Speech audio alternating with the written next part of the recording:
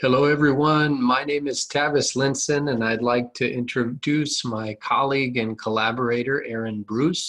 We'd like to thank all of you who've worked so hard to put the 2020 Community Music Pre-Conference Seminar together, and to all who are joining our session.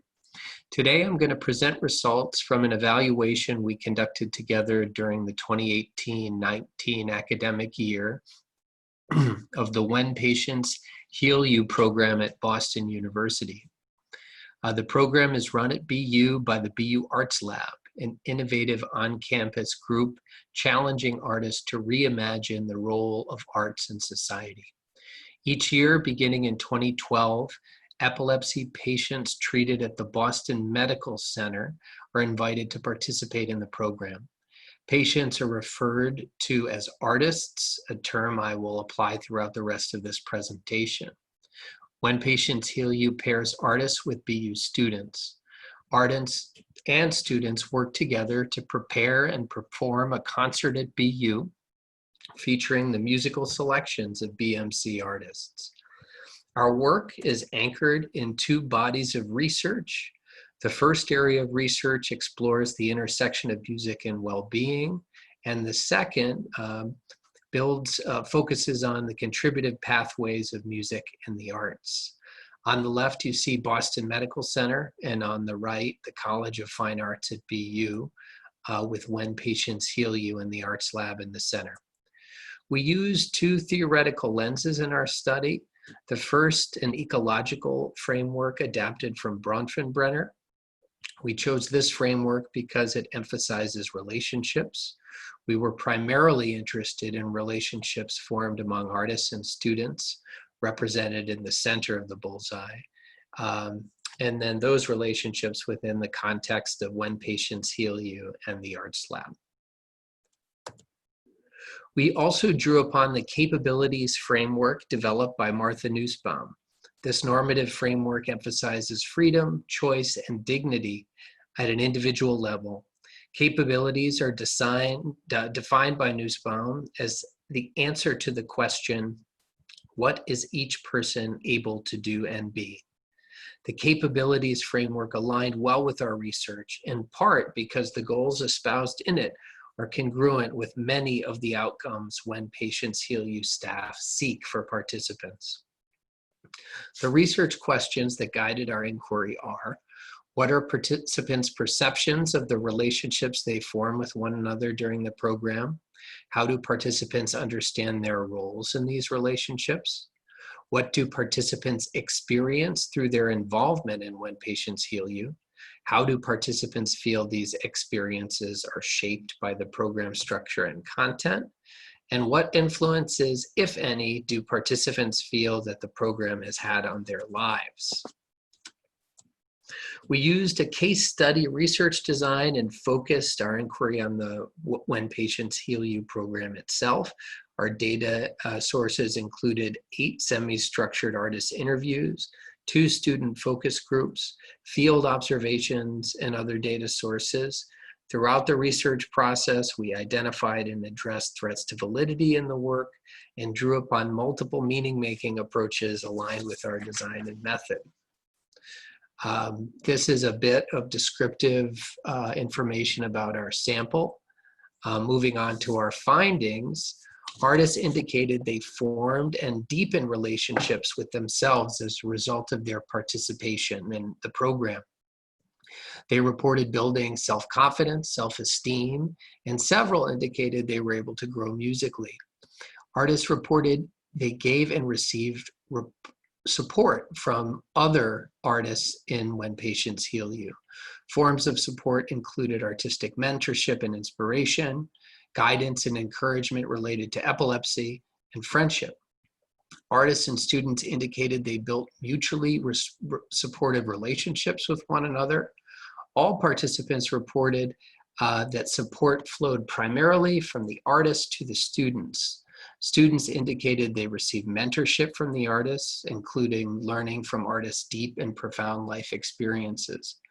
Artists themselves felt supported by students' open-minded engagement with music that artists had chosen for the When Patients Heal You concert.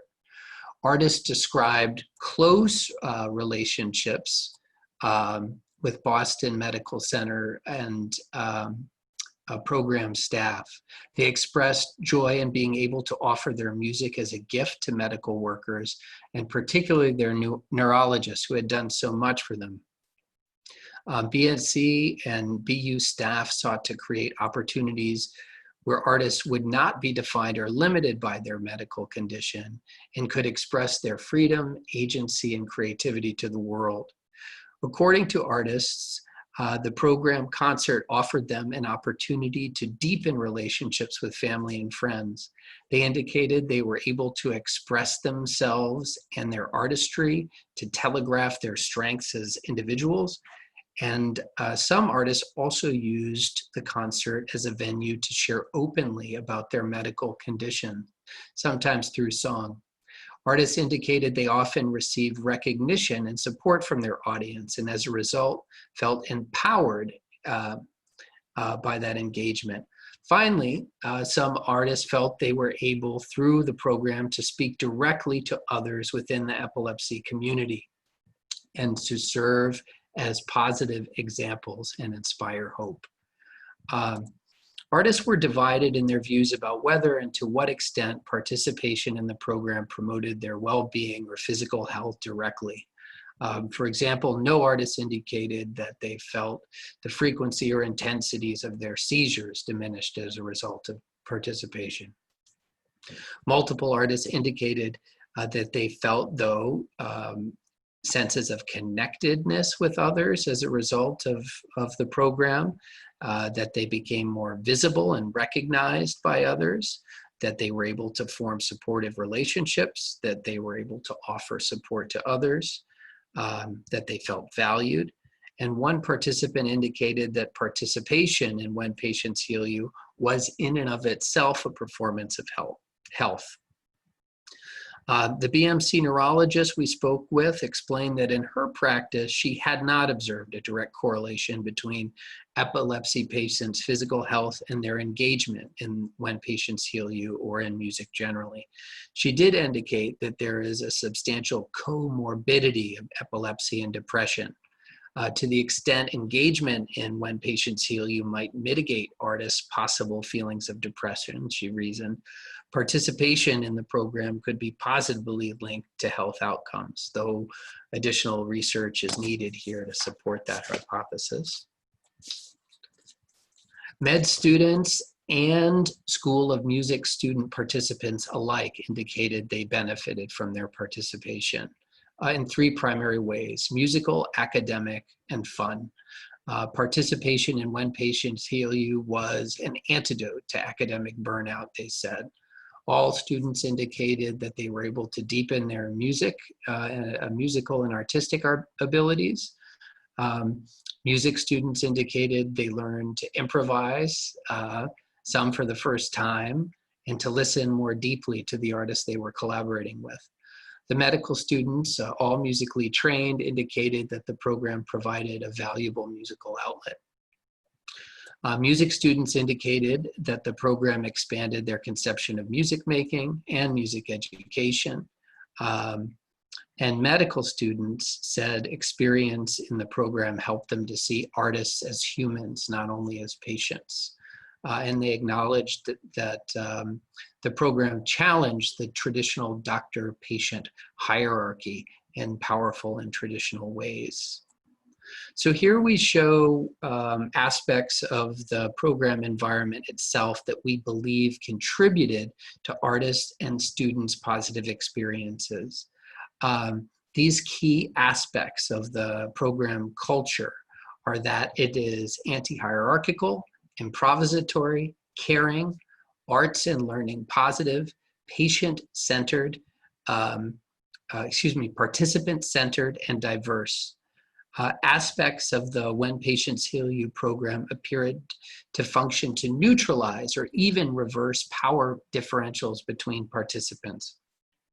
For example, one might anticipate that the program could be characterized by a mentor-mentee relationship in which formally trained BU music students who have extensive musical experience mentor patients who have lower levels of experience than they do.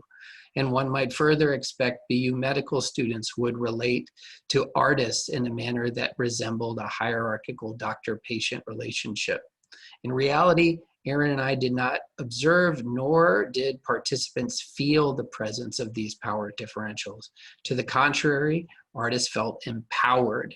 Students indicated they were able to play, or they played primarily supportive roles, and that doing so widened their views about the respective fields in which they planned to work. Ways in which artists were empowered included the precise and intentional use of language. Identifying artists as artists and not patients seemed to be particularly impactful. Further, all artists had an opportunity to select the repertoire they would perform during the concert. And both students and artists indicated that this fact helped to create a setting in which artists were empowered. Lastly, with support from the program staff, participants were encouraged to engage creatively, democratically, and with care to create the kind of experience that each wanted. We also observed that program staff skillfully established musicianship, artistry, and learning as central values and purposes of the program. Doing so created a common and level ground in which artists, med students, music students could engage on an equal footing. In future research, we want to expand our exploration of contributive pathways for artists in online settings, deepen our work with the capabilities framework, and further explore collaborative opportunities in universities for students in sciences and students in the arts. We want to thank the Boston Arts Initiative for funding, the BU Arts Lab for their wonderful collaboration, the BU School of Medicine, Boston Medical Center, Boston College of Fine Arts, and all of the participants in this research who entrusted us with their time and their stories. Thanks to everyone for listening.